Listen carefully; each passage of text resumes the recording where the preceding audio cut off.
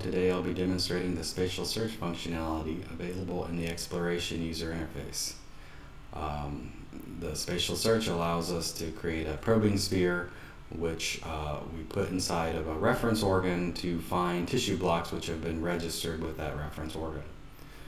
You are able to run it in two ways. You can run the spatial search from here, which will then automatically run a search once you've configured it, and then you can also run it from our filters, which then this adds to the filters that then you can apply when you're ready.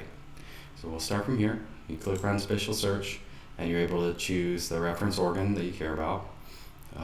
So we'll choose the heart for female, and you're now presented with the reference organ, the probing sphere in the center, and the tissue blocks which have been registered with that reference organ. You can then rotate around by clicking and dragging, and you can move the probing sphere with your keyboard.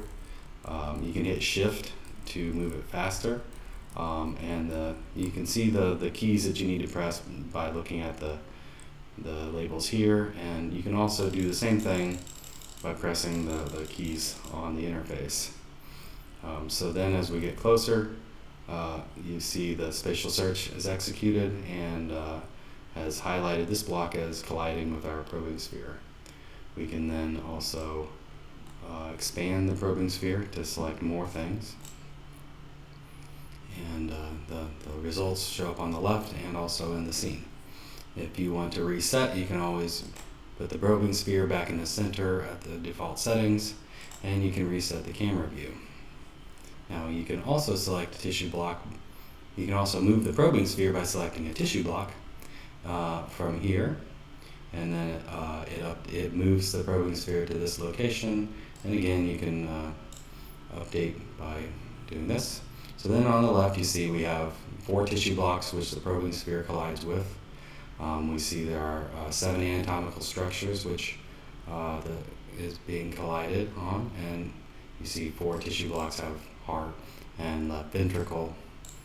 And then based on these selected anatomical structures, we can predict what cell types also will be in those tissue blocks. So there are 27 different cell types, and so that's predicted based on the anatomical structures. It's not coming directly from the data, but it's our prediction. And then when you're ready, or if you want to change the organ, you can hit the Edit button. But when you're ready, you can hit the Run Spatial Search. And in this case, it adds it to your filters.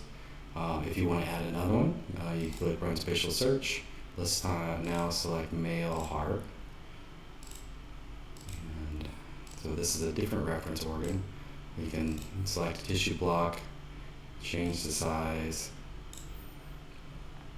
and then click Run Spatial Search. And then when you can delete or modify these, but then you hit Apply Filters. And then if you zoom in, you'll see now the tissue blocks that we've selected are selected here, and you can continue your work in the Exploration user interface. That concludes the demo. Thank you.